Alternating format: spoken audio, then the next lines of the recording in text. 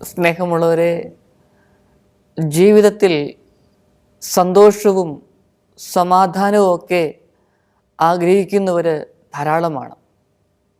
ചില വ്യക്തികളൊക്കെ പറയാറുള്ള കാര്യം, അച്ചോ, സന്തോഷം അനുഭവിക്കാനായിട്ട്, സമാധാനം അനുഭവിക്കുവാനായിട്ട് ആഗ്രഹമുണ്ട്.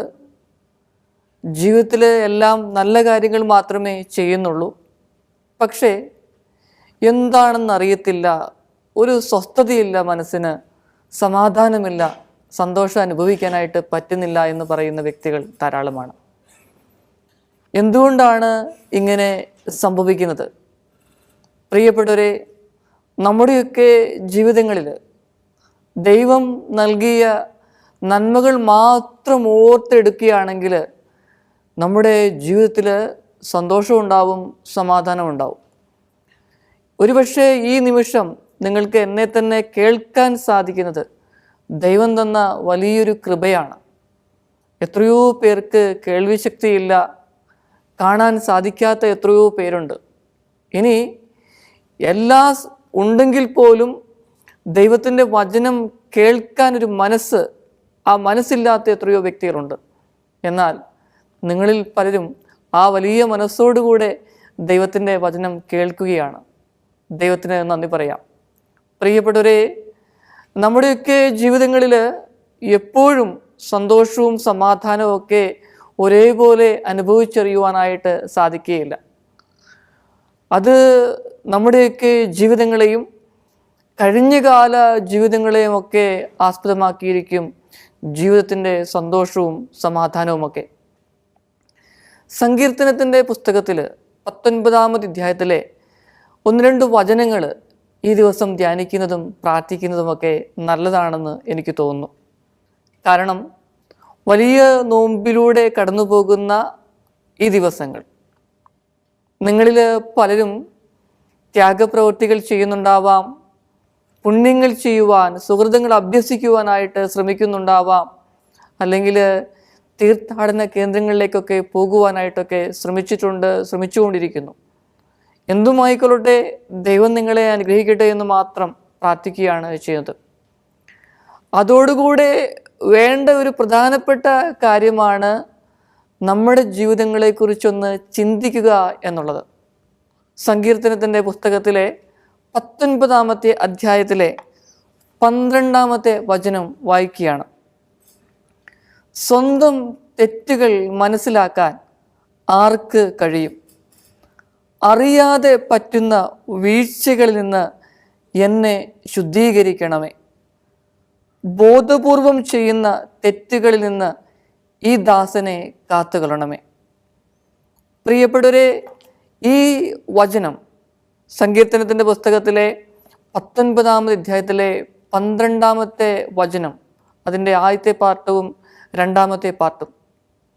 ആദ്യത്തെ ഭാഗം പറയുന്നത് ഇപ്രകാരമാണ്: അറിയാതെ പറ്റുന്ന വീഴ്ചകളിൽ നിന്ന് എന്നെ രക്ഷിക്കണമേ. എന്താണ് അറിയാതെ പറ്റുന്ന വീഴ്ചകൾ? ചിലർ പറയാറുണ്ട്, അച്ചോ, എനിക്ക് എൻ്റെ കോപത്തെ നിയന്ത്രിക്കുവാനായിട്ട് സാധിക്കുന്നില്ല, നിയന്ത്രണ വിധേയമല്ല. അപ്പം അതുകൊണ്ട് ഒത്തിരി ആഗ്രഹിക്കുന്നുണ്ട്, ശ്രമിക്കുന്നുണ്ട്, പ്രാർത്ഥിക്കുന്നുണ്ട്. ചില സമയത്തൊക്കെ ഇഷ്ടപ്പെടാത്ത കാര്യങ്ങൾ വന്നു കഴിയുമ്പം പെട്ടെന്ന് പ്രതികരിച്ചു പോവുകയാണ് ചെയ്യുന്നത്. അങ്ങനെ പ്രതികരിച്ചു പോകുന്ന നിമിഷങ്ങളിൽ ഞാനും അസ്വസ്ഥനാകുന്നു, എന്നെ കേട്ടുകൊണ്ടിരിക്കുന്ന വ്യക്തികൾ, കുടുംബാംഗങ്ങൾ, അല്ലെങ്കിൽ ഓഫീസിൽ ജോലി ചെയ്യുന്ന വ്യക്തികളൊക്കെ അസ്വസ്ഥരാകുന്നു. എൻ്റെ ഉള്ളിലും സമാധാനമില്ല, അവർക്കും സന്തോഷമോ സമാധാനമോ ഒന്നും അനുഭവിക്കാനായിട്ട് സാധിക്കുന്നില്ല. എൻ്റെ ഉള്ളിലെ സന്തോഷവും നഷ്ടപ്പെടുന്നു എന്നുള്ളത്. പ്രിയപ്പെട്ടവരെ, ഈ മേഖലയാണ് അറിയാതെ പറ്റുന്ന വീഴ്ചകളിൽ നിന്ന് എന്നെ രക്ഷിക്കണമേ.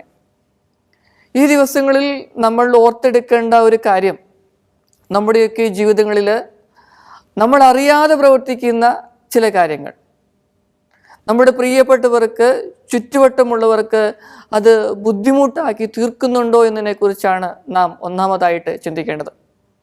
ഇനി ഈ വചനത്തിൻ്റെ 2-ാമത്തെ ഭാഗം പറയുന്നത് ഇപ്രകാരമാണ്: ബോധപൂർവം ചെയ്യുന്ന തെറ്റുകളിൽ നിന്ന് ഈ ദാസനെ കാത്തുകൊള്ളണമേ. ബോധപൂർവം ചെയ്യുന്ന തെറ്റുകളിൽ നിന്ന് ഈ ദാസനെ ഈ ദാസിയെ കാത്തുകൊള്ളണമേ. എന്താണ് ബോധപൂർവം ചെയ്യുന്ന തെറ്റുകൾ? നൈമിഷിക സുഖങ്ങളെക്കുറിച്ചൊക്കെ നമുക്കറിയാം. ഏത് പാപവും ചെയ്യുമ്പം നൈമിഷികമായ സുഖങ്ങൾ ലഭിക്കും. പിന്നെ കുറച്ച് കഴിയുമ്പം ഗിൽറ്റ് ഫീലിംഗ്, കുറ്റബോധം, വേണ്ടായിരുന്നു എന്നുള്ള ചിന്ത. പിന്നെ കുറേ കഴിയുമ്പം വീണ്ടും ആ നൈമിഷിക സുഖങ്ങൾ ഇങ്ങനെ പതുക്കെ പതുക്കെ ഇങ്ങനെ മനസ്സിലേക്ക് വരും. ആ സുഖത്തിലേക്കൊന്ന് പോകുവാനായിട്ടുള്ള പ്രവണത വരുന്നു, അത് വീണ്ടും ചെയ്യുന്നു. പിന്നെ കുറച്ച് കഴിയുമ്പം വീണ്ടും കുറ്റബോധം വരുന്നു. ഇതാണ് അവസ്ഥ. ഇതിനെ എങ്ങനെയൊന്ന് ഓവർകം ചെയ്യുവാനായിട്ട് സാധിക്കും? മനഃശാസ്ത്രപരമായിട്ട് നമ്മൾ അറിയണം ചില കാര്യങ്ങളെക്കുറിച്ചൊക്കെ. ചില വീഡിയോ കാണുന്നു, വീഡിയോ ഗെയിമുകൾ കാണുന്നു, അല്ലെങ്കിൽ അശ്ലീല ചിത്രങ്ങൾ കാണുന്നു. ഇവയൊക്കെ കാണുമ്പം നമ്മുടെ ശരീരം, ഇന്ദ്രിയങ്ങൾ അതിനനുസരിച്ച് പ്രതികരിക്കുന്നു. ഡോപ്പമിൻ കൂടുന്നു, സന്തോഷ ഹോർമോണുകൾ കൂടുതൽ ഉൽപ്പാദിപ്പിക്കപ്പെടുന്നു. അങ്ങനെ വന്നു കഴിയുമ്പം ചെറിയൊരു സന്തോഷം അവിടെ ലഭിക്കുന്നു. കുറച്ച് കഴിയുമ്പം ഇതൊക്കെ സ്റ്റോപ്പ് ചെയ്ത് ഇങ്ങനെ നമ്മൾ ബിസിയസ്റ്റ് ലൈഫെല്ലാം മാറി വീണ്ടും ഏകാന്തതയിലിരിക്കുന്നു. അപ്പോൾ ബോറിങ് പോലെ വീണ്ടും തോന്നും, വീണ്ടും ഇതിലേക്ക് പോകും. അങ്ങനെ വന്നു കഴിയുമ്പോൾ ഇത് വീണ്ടും ഒരു സന്തോഷം, നൈമിഷിക സുഖം കൊടുക്കും. അപ്പോൾ അതിന് കുറച്ച് കണ്ടു, പിന്നെ കുറച്ചും കൂടെ കാണണം. അങ്ങനെ കൂടുന്നതിൻ്റെ ആഴം കൂടി കൂടി കൂടി അവസാനം നമുക്ക് നിയന്ത്രിക്കാൻ പറ്റാത്ത അവസ്ഥയിലേക്ക് വരികയാണ് ചെയ്യുന്നത്. ഇവിടെ പറയുന്നൊരു കാര്യമുണ്ട്, ബോധപൂർവം ചെയ്യുന്ന തെറ്റുകളിൽ നിന്ന് എന്നെ രക്ഷിക്കണമേ. നമ്മുടെ ജീവിതത്തിൽ ഒരുപക്ഷെ എന്നെ കേൾക്കുന്ന നിങ്ങളിൽ പലരും ദൈവത്തോട്, ദൈവിക സംവിധാനങ്ങളോടൊക്കെ ഏറ്റവും സ്നേഹത്തോടെ ചേർന്ന് ജീവിക്കുന്നവരായിരിക്കാം. പ്രിയപ്പെട്ടവരെ, നിങ്ങൾ പ്രാർത്ഥിക്കണം, എൻ്റെ ദൈവമേ, എൻ്റെ ജീവിതത്തിൽ ഞാൻ അറിയാതെ ചെയ്യുന്ന തെറ്റുകൾ അല്ലെങ്കിൽ ബോധപൂർവം ചെയ്യുന്ന തെറ്റുകൾ എന്നെ കാണിച്ചു തരണമേ എന്നാണ് നമ്മൾ പ്രാർത്ഥിക്കേണ്ടത്. ഈ അറിയാതെ ചെയ്യുന്ന തെറ്റുകളും ബോധപൂർവം ചെയ്യുന്ന തെറ്റുകളും നമ്മിലുണ്ടെങ്കിൽ നമുക്ക് സന്തോഷം അനുഭവിക്കാൻ സാധിക്കില്ല, സമാധാനം അനുഭവിക്കാനായിട്ട് സാധിക്കില്ല. അതുകൊണ്ട് പ്രിയപ്പെട്ടവരെ, നമുക്ക് പ്രാർത്ഥിക്കാം. ദൈവമേ, എന്നെ കേൾക്കുന്ന ഓരോ വ്യക്തിയെയും കുടുംബങ്ങളെയും സമർപ്പിച്ച് പ്രാർത്ഥിക്കുകയാണ്.